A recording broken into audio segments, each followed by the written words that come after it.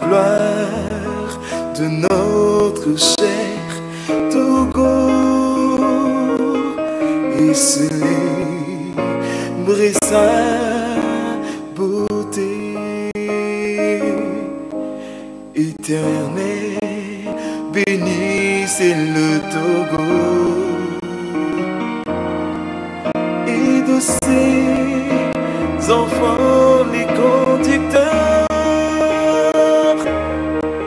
Togo les fait monter de partout des clameurs à la gloire de notre cher Togo et célébrer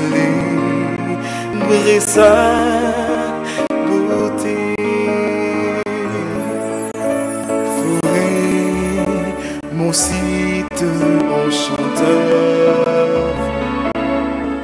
fleuve magique.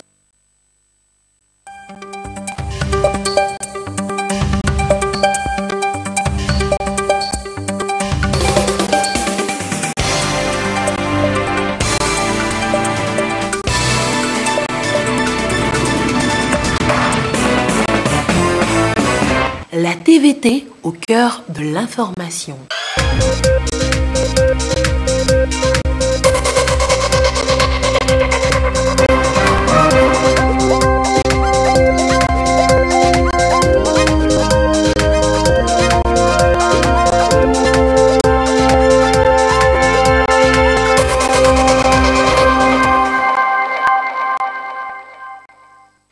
Merci de votre attention. Dans l'actualité ce vendredi, les députés à leur nouveau siège pour la plénière de ce vendredi. La séance est consacrée à 2 projets de loi votés au final. Les divers ont plus retenu l'attention. Les interventions portaient notamment sur le déménagement au nouveau siège. Le centre hospitalier régional de Sokode est désormais aussi au régime approche contractuelle. Lancement acté par le ministre de la Santé. Nous aurons le compte rendu avec la marque Bojona. Et puis cette mission de restitution de l'AFD au ministère de l'Eau. La séance ce vendredi, le compte rendu à suivre également tout à l'heure dans cette édition. Voilà, madame, monsieur le sommaire, bienvenue au 20h. Bonsoir à tous. Pas le temps d'attendre une nouvelle législature. Les députés ont déjà investi leur nouveau siège. Première séance ce vendredi, là, dans la nouvelle salle de plénière et dans une atmosphère détendue. Le déménagement fera d'ailleurs l'objet de divers. Auparavant, 2 projets de loi ont fait l'objet d'études. Nous reviendrons tout à l'heure sur le sujet en préparation. Je vous l'annonçais en titre tout à l'heure. Le centre hospitalier régional de Sokode est désormais au régime approche contractuelle. Le processus vient d'être lancé. Là aussi, les précisions avec la marque Bojona. Contractualisation, une nouvelle réforme dans les formations sanitaires publiques pour des soins de qualité au plus grand nombre sous l'impulsion du chef de l'État, Faure Mnanya Simbe. Le ministre de la Santé et sa délégation étaient au CHR de Sokode pour donner le coup d'envoi de la mise en œuvre de cette réforme dans cet hôpital. L'approche contractuelle, une gestion partenariale publique-privée, elle est fondée sur le principe de délégation de la gestion des structures hospitalières publiques à une entité privée. On a constaté qu'au fil du temps, les ressources augmentent, même si ça n'atteint pas le seuil idéal, mais les prestations et la satisfaction de la population ne sont pas au rendez-vous. Et le chef de l'État s'est dit que c'est certainement une question d'une défaillance en termes de gestion. Donc, on fait appel à une société qui n'est pas étatique, à qui nous déléguons la gestion de l'hôpital. Cette société met les outils d'une bonne gestion de façon transparente et en incluant tous les acteurs. Tout le monde fait partie du comité de trésorerie, c'est-à-dire le contractant, la direction, les différents syndicats, les corps de métier, les représentants du personnel, ce qui fait que toutes les recettes sont connues de tous et sur la base des recettes, le comité décide des dépenses à effectuer pour la formation sanitaire. Le contractant est payé par l'État pour les outils qu'il met en place. La seule chose qu'on lui demande, c'est nous aider à une bonne gestion. Voilà schématiquement ce en quoi consiste la contractualisation. Le but de la contractualisation est d'harmoniser les ressources par rapport aux prestations. Cette approche va permettre à l'hôpital de dégager plus de bénéfices et d'investir dans un fonctionnement optimum, l'objectif étant de satisfaire la population. Ce qui se faisait et les gens dénigraient les formations sanitaires de l'État, désormais l'ordre va revenir avec le comité de contractualisation là. Je crois que les choses vont marcher.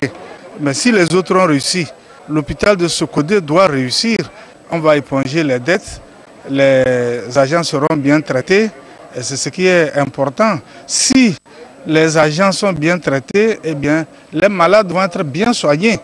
La cérémonie du lancement de l'approche contractuelle au CHR de Sokodé a été suivie de la remise d'un important matériel médical, un don du chef de l'État aux 5 districts sanitaires de la région centrale.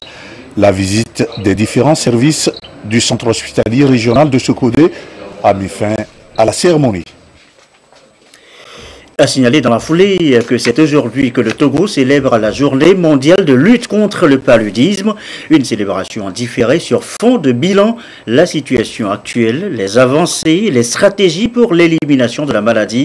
Le thème s'y prête d'ailleurs, prêt à vaincre le paludisme. Dédé Koussao, Carmen Madjiakako. Le paludisme constitue l'une des principales causes de décès de la population mondiale. En 2016, des études ont montré que les 2 tiers des malades sont hospitalisés pour cause de paludisme. Au Togo, des efforts sont faits par le gouvernement pour prévenir, traiter et lutter contre cette pandémie. Et à cette 11e édition de la Journée mondiale de lutte contre le paludisme, célébrée en différé, l'on se dit prêt à vaincre cette maladie, comme le stipule le thème 2018. Pour aller à l'élimination, il y a plusieurs stratégies que nous combinons, notamment la prise en charge.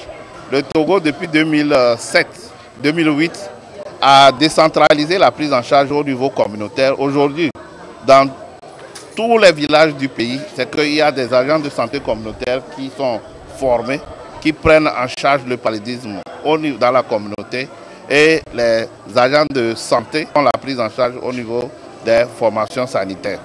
Donc, nous sommes en train d'aller à l'échelle par rapport à ces stratégies-là pour couvrir tout le pays. Le paludisme est un obstacle au développement économique et à l'épanouissement social des populations. Consciente de cela, la société Total Togo se joint au gouvernement dans cette lutte.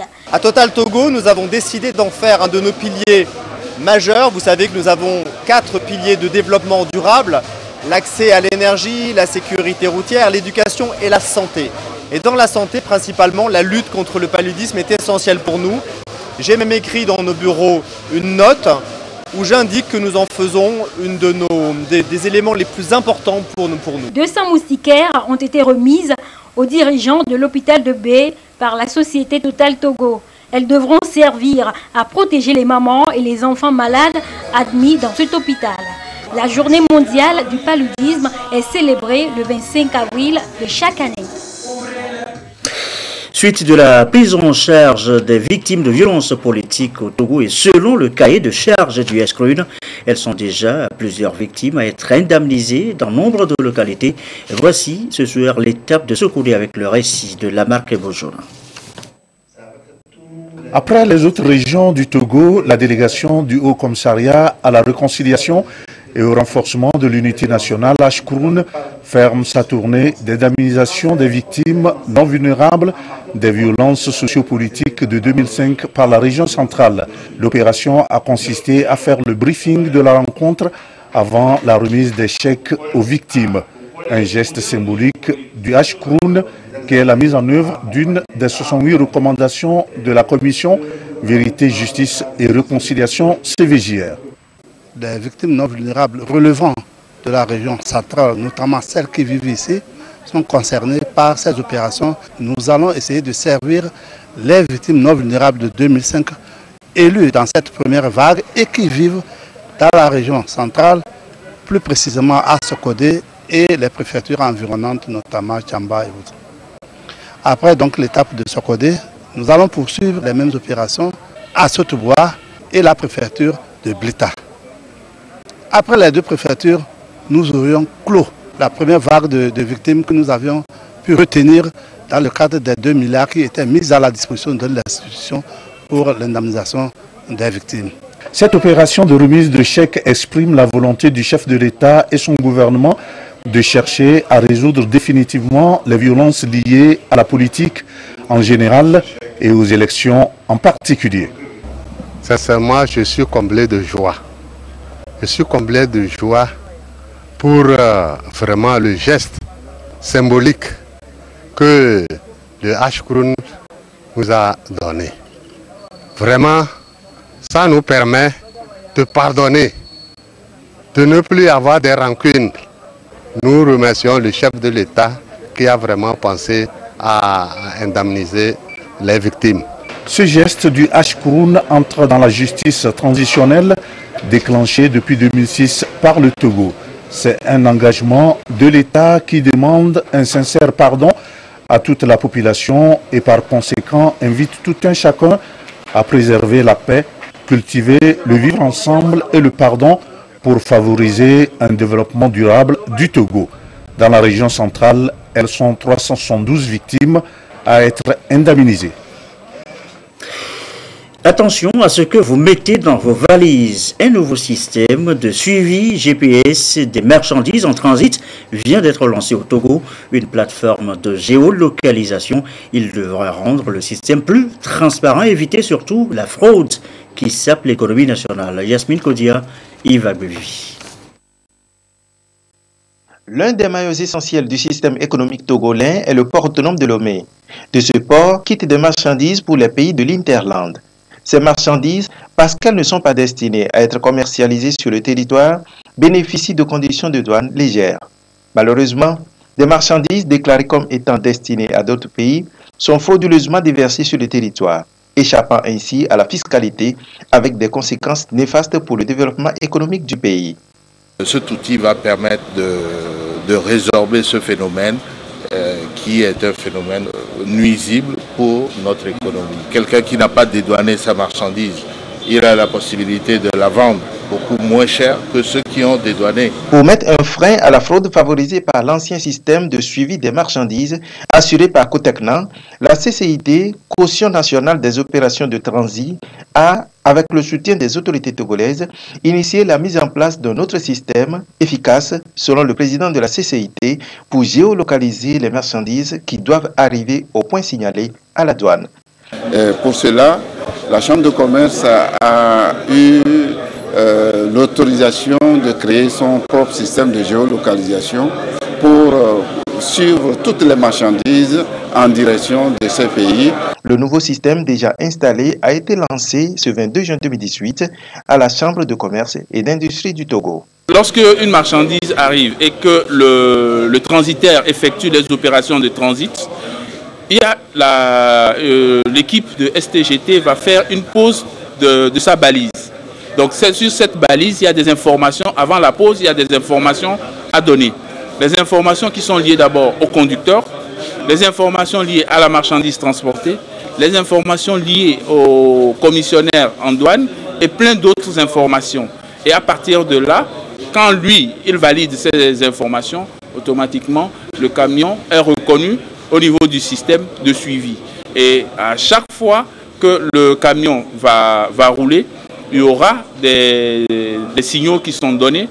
Et s'il s'arrête dans une zone autorisée, nous avons un temps pour pouvoir alerter, pour dire « Ah, vous avez dépassé le temps dans la zone autorisée ». Mais quand c'est dans une zone non autorisée pour pouvoir s'arrêter, automatiquement, l'alerte est donnée pour qu'on puisse savoir pourquoi il s'est arrêté dans cette zone non autorisée. Ce lancement intervient après la mise en place de la plateforme et tout le matériel et outillage nécessaires, de même que le test grandeur nature ayant été effectué. Le démarrage du système est prévu pour ce 2 juillet 2018. Et je vous le disais tout à l'heure en début de ce journal, pas le temps d'attendre une nouvelle législature. Les députés ont déjà investi le nouveau siège. Première séance ce vendredi, là, dans la nouvelle salle de plénière et dans une atmosphère détendue. Le déménagement fera d'ailleurs l'objet de divers. Auparavant, 2 projets de loi ont fait l'objet d'études. Ramdan Bassina. Cette séance a été consacrée à l'étude de 2 projets de loi. Le premier porte sur la loi de finances rectificative gestion 2018 et le second introduit la réglementation des bureaux d'information sur le crédit dans les États membres de l'UMOA. La loi de finances rectificative de gestion 2018 traduit la volonté du gouvernement de consolider la stabilité macroéconomique face aux imprévus pendant l'exécution de la loi de finances initiale au niveau des recettes et des dépenses budgétaires et celles de la trésorerie. Ainsi donc, les recettes budgétaires enregistrent une diminution de 21 milliards de francs CFA et les dépenses budgétaires diminuent de 5 milliards de francs CFA. Les ressources de trésorerie, elles, autres, enregistrent une hausse de 10 milliards et les emplois de trésorerie connaissent une baisse de 6 milliards. En ce qui concerne la réglementation des bureaux d'information sur le crédit, elle assure la disponibilité d'informations économiques et financières sur les clients pour faciliter la mise en place des crédits. En disant oui à ces 2 textes, la représentation nationale permet au gouvernement de pouvoir procéder à des modifications budgétaires et assainir davantage les finances publiques. Ces évolutions se caractérisent par, au titre des recettes, la situation sociopolitique nationale, marquée par des manifestations, parfois avec les actes de vandalisme qui les accompagnent et qui ont eu un impact très négatif sur l'activité économique et subséquemment sur la mobilisation des ressources internes. À cet égard, il importe de porter à votre haute attention que la mobilisation des recettes a beaucoup souffert de cette situation et le gouvernement a pris en compte la réalité de la conjoncture, mais aussi les impératifs des nouveaux défis et nouveaux besoins sociaux. Il s'agit de la satisfaction de nouveaux besoins sociaux liés notamment aux revendications des agents du secteur de l'éducation, enseignement primaire et secondaire, ainsi que les enseignants du supérieur, à l'augmentation des subventions aux universités de Lomé et de Kara, ainsi qu'aux enseignements confessionnels, à la révision de la grille indiciaire des magistrats et enfin à la prise en compte de nouveaux besoins d'investissement financés sur ressources propres. S'agissant des dépenses, au titre des dépenses budgétaires, il me plaît de porter à votre haute attention que face aux nombreux besoins à satisfaire, conjugués aux défis de mobilisation des ressources internes, le gouvernement a engagé un important programme d'optimisation des dépenses publiques afin de rendre plus efficient l'utilisation des ressources. À cet effet, un cabinet d'experts de renom spécialisé en la matière a été commis pour nous assister dans l'identification des niches d'économie potentielles et dans la mise en œuvre de mesures systématiques permettant de réaliser des économies. En ce qui concerne l'adoption de la loi modificative de la loi uniforme numéro 2016-005 du 14 mars 2016 relative à la réglementation des bureaux d'information sur le crédit. Ainsi, le BIC contribue pleinement à l'amélioration du climat des affaires en favorisant une meilleure accessibilité au crédit bancaire à travers la mise en place d'un outil efficace d'analyse, d'évaluation et de gestion des risques. Il permet notamment d'anticiper le surendettement des emprunteurs et de prendre des décisions plus appropriées en matière d'octroi de crédit aux particuliers. Je voudrais qu'il me soit permis de saisir l'opportunité que m'offre cette tribune pour lancer encore un appel au nom du gouvernement pour un sursaut national afin d'éviter tous actes de vandalisme préjudiciables à notre économie qui est un patrimoine national. et devra nous concerner tous, de quelque bord que nous soyons. Le vote de ces deux textes tient a priori compte du contexte socio-économique et politique que traverse le pays, d'une part, et les améliorations des finances publiques, d'autre part. La priorité sera donnée aussi aux progrès enregistrés dans le pays dans l'amélioration du climat des affaires. Également dans l'actualité, sachez que les membres de la mutuelle des agents de l'OTR sont en assemblée générale extraordinaire, une rencontre destinée à lever les derniers obstacles à la mise en service effective de cette mutuelle. Le compte rendu de Dodo Arrêt. La mutuelle de l'Office togolais des recettes tend vers l'obtention de son agrément de fonctionnement. Cette assemblée générale est une occasion pour revisiter les textes statutaires et les adapter aux lois régissant les systèmes financiers décentralisés. Une approche pour asseoir les fondements juridiques solides pouvant favoriser l'opérationnalisation de cette mutuelle. On était confronté à des difficultés administratives, ce qui a fait qu'on a fait un recul. On va mettre sur le tapis le changement de nom et tous les textes seront revisés, relus.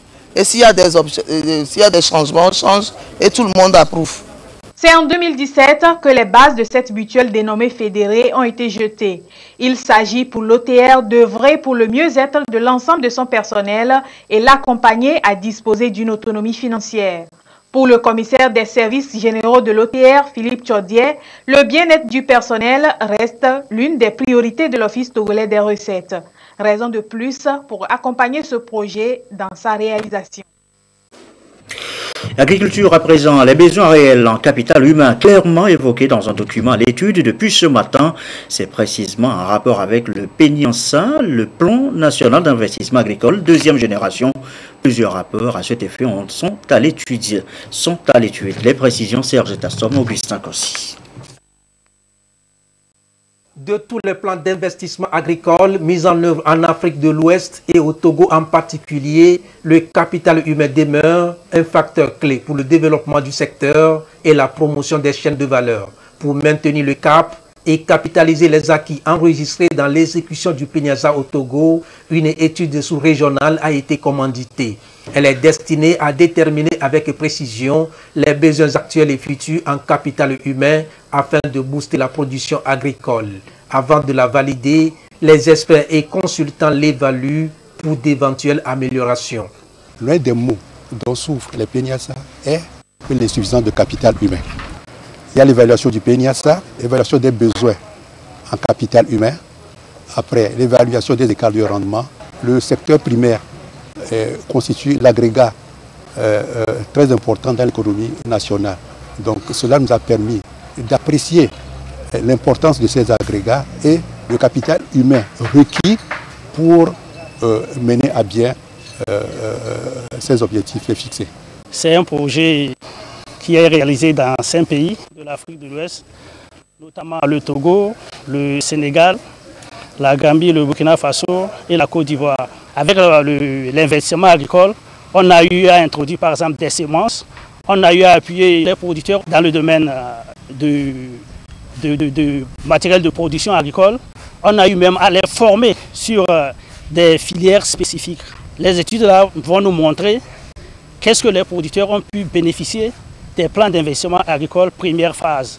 Et au même moment, ces études vont relever les faiblesses de cette première phase pour qu'au niveau de la deuxième phase des PNIA, on puisse, n'est-ce pas, corriger les différentes difficultés qu'on a rencontrées. La croissance du secteur agricole au Togo sera donc soutenue par l'augmentation de la productivité des travailleurs, ce qui devra aussi contribuer à la mise en œuvre efficace du plan national d'investissement agricole, deuxième phase PNIANSA, et par conséquent le renforcement de la sécurité alimentaire et l'accélération de la transformation agricole. En 2050, tenez, nous serons quelques 9 milliards de voisins.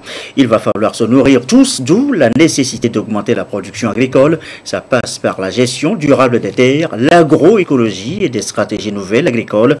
Préoccupation partagée ici à cette séance de formation de 3 jours. Kouassiglé, Augustin Kossi. La protection des ressources environnementales et l'amélioration des conditions de vie des populations.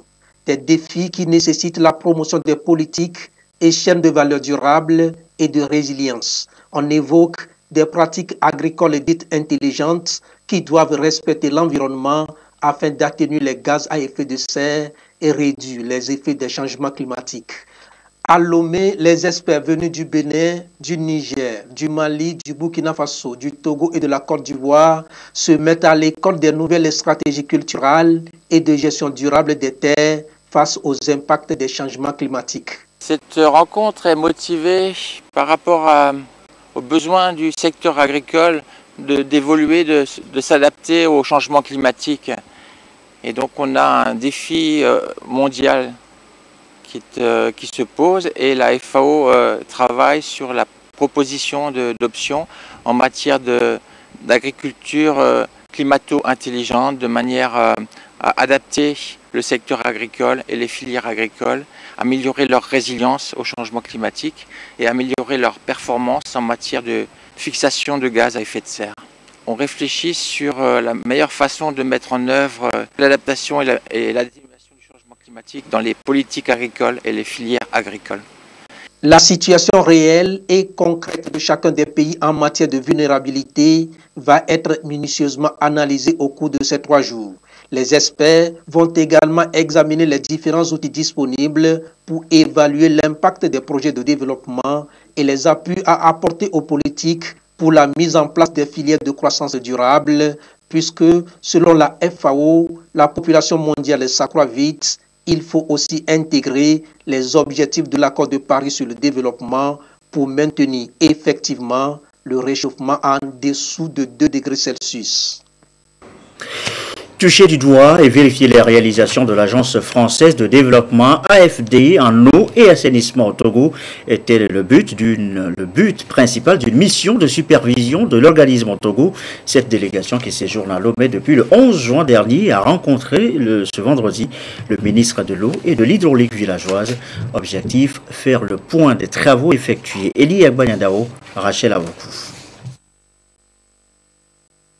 L'Agence française de développement AFD s'investit depuis plusieurs années au Togo pour offrir de l'eau potable aux couches les plus vulnérables. Plusieurs projets ont été réalisés dans ce sens.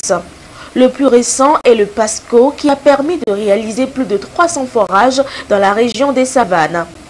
L'AFD appuie également le Togo dans l'assainissement et c'est à travers notamment le projet d'aménagement urbain du Togo PAUT2 et la gestion des inondations dans la ville de Lomé PGIL. Il s'agit donc pour cette délégation de l'AFD de faire le point avec le ministre de l'eau et de l'hydraulique villageoise sur ces différentes réalisations en vue de planifier les actions à venir. Nous terminons une opération en faveur de l'adduction d'eau potable pour la ville de Lomé qui s'élevait à 11 millions d'euros et qui avait pour objectif d'apporter plus de 30% d'eau supplémentaire pour la ville de Lomé. Nous avons une nouvelle opération de 15 millions d'euros cofinancée par l'Agence française de développement et l'Union européenne qui devrait également apporter 20% d'eau de plus additionnelle pour la ville de Lomé, pour les populations. Nous avons d'ailleurs des réflexions en cours pour une nouvelle opération au nord de Dapaong vers la ville de Saint-Cassé qui devrait, je l'espère aussi, nous amener à accroître le dispositif de distribution d'eau vers le nord du pays. Donc c'était extrêmement encourageant et le ministre nous a là aussi donné un petit peu sa vision et ses priorités pour qu'on puisse ensemble préparer ces nouvelles opérations. La plupart des travaux ont été effectués sous la direction de Benoît Lebeur, directeur de l'AFD Togo, et il est en fin de mission. Après 4 ans pratiquement jour pour jour dans ce beau pays, je vais changer de poste d'affectation, mais c'est avec un pincement au cœur et beaucoup de regrets que je vais quitter le Togo, puisque nous avons vraiment un partenariat très enrichissant, très motivant et avec des résultats concrets. Je pense qu'on a vraiment une bel exemple d'une belle coopération. Et nos amis européens sont à nos côtés, donc je pense que tous ensemble on fait vraiment un beau travail. L'AFD se dit déterminée à œuvrer aux côtés du gouvernement togolais afin d'étendre ses projets à toutes les couches sociales. Plusieurs chantiers ont été entamés cette année dans le domaine de l'eau et l'assainissement à Lomé et à l'intérieur du pays. L'eau, justement, l'eau disponible dans l'espace CEDEAO, objet d'une attention particulière.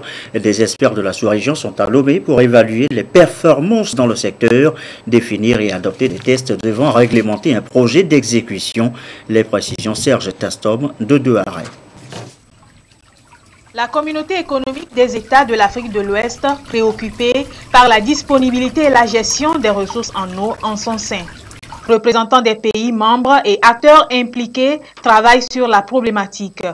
Il s'agit de mener des réflexions devant contribuer à la mise à disposition des informations régissant le secteur de l'eau et de son accès aux populations de la sous-région. C'est un projet qui sera possible grâce à la mise en œuvre de l'Observatoire régional de l'eau de la CEDEAO. C'est un outil, c'est un système qu'on va mettre en place. Cet outil doit permettre de rendre disponibles les données, les informations, les outils pour mieux planifier le secteur de l'eau. Ça, c'est ce qui sera concret. L'opérationnalisation de cet observatoire dépend bien entendu des systèmes nationaux des pays, des organismes de bassin, tout ce qui concerne les systèmes d'information au niveau des pays. C'est eux, véritablement, qui doivent envoyer les données, qui doivent renseigner ces indicateurs pour que l'observatoire devienne véritablement un outil pour notre sous-région. C'est une nouvelle ère qui s'ouvre aux pays de l'espace ouest africain face aux défis de la gestion des ressources en eau. Plusieurs pistes seront donc explorées à cette rencontre. C'est de valider le rapport sur le dispositif du suivi évaluation de la politique régionale de l'eau. Il y a la validation des indicateurs de référence. Il y a environ 113 indicateurs de référence qui ont été arrêtés pour le monitoring de l'observatoire. Donc ces indicateurs seront véritablement renseignés par les pays. Et c'est à ce niveau que l'apport de chaque pays est important, puisque ces indicateurs doivent être renseignés par les pays. Ils devraient régulièrement, en tout cas, amener ces indicateurs pour permettre, en tout cas au niveau de la CEDEAO, d'avoir une vision globale et de faire régulièrement un rapport sur l'état de l'eau de la sous-région. À terme, ce projet permettra à chaque État membre de se situer sur la disponibilité et le déficit de ses ressources en eau pour une bonne gestion de cette denrée vitale et nécessaire pour un développement durable. À propos encore de l'eau, voici ce communiqué du ministre de la Sécurité et de la Protection civile. Le ministre de la Sécurité et de la Protection civile porte donc à la connaissance de toute la population togolaise que les prévisions hydrométéorologiques pour la période juin-juillet-août 2018 indiquent des risques d'engorgement des nappes phréatiques, de débordement des bassins de rétention naturelle et aménager des cours et plans d'eau qui pourraient occasionner des inondations. Le mois de juin connaît déjà de fréquentes pluies diluviennes sur toute l'étendue du territoire national. Le ministre de la Sécurité et de la Protection civile invite chacun des acteurs impliqués dans la gestion des risques de catastrophes à œuvrer dans le sens de la prévention, d'alerte des communautés exposées et de la préparation à une éventuelle riposte. Il exhorte par conséquent l'ensemble de la population, particulièrement celle installée dans les zones à risque d'inondation, au sens de la responsabilité, à la prudence et à la vigilance. Il remercie enfin les uns et les autres pour leur bonne compréhension. Communiqué signé donc du général de brigade Damran Yak. Autre communiqué ce soir, communiqué du ministre des enseignements primaires, secondaires et de la formation professionnelle. 2 mois après la signature du protocole d'accord relatif au secteur de l'éducation nationale, le gouvernement note avec satisfaction le bon déroulement des activités pédagogiques et scolaires sur toute l'étendue du territoire national. Cette évolution heureuse, fruit de la conjonction des efforts entre le gouvernement et l'ensemble des acteurs et partenaires du système éducatif, mérite d'être saluée. Dans le souci de rétablir le rythme ordinaire des activités scolaires et pédagogiques, la rentrée scolaire 2018-2019 est désormais fixée au lundi 24 septembre 2018 au matin. Communiqué donc du ministre des enseignements primaires, secondaires et de la formation professionnelle, professeur Komi Palamboui Tchakpele. Et puis, depuis quelques semaines déjà, le ministère de la Décentralisation a initié une campagne de sensibilisation des leaders religieux sur la réduction des nuisances sonores, une démarche qui vient répondre aux incessantes plaintes des populations riveraines de ces lieux de culte. Qu'en est-il concrètement sur le terrain et qu'est-ce qui va changer après cette campagne? Eh bien, voici les réponses tout à l'heure à partir de 21h et en direct sur la TVT dans l'émission Au cœur de la Nation avec Anita Atigakou et ses invités. Merci à vous qui nous suivez ce soir partout à Lomé, dans les différents quartiers. Comme d'habitude, toujours fidèlement. Belle soirée, excellent week-end.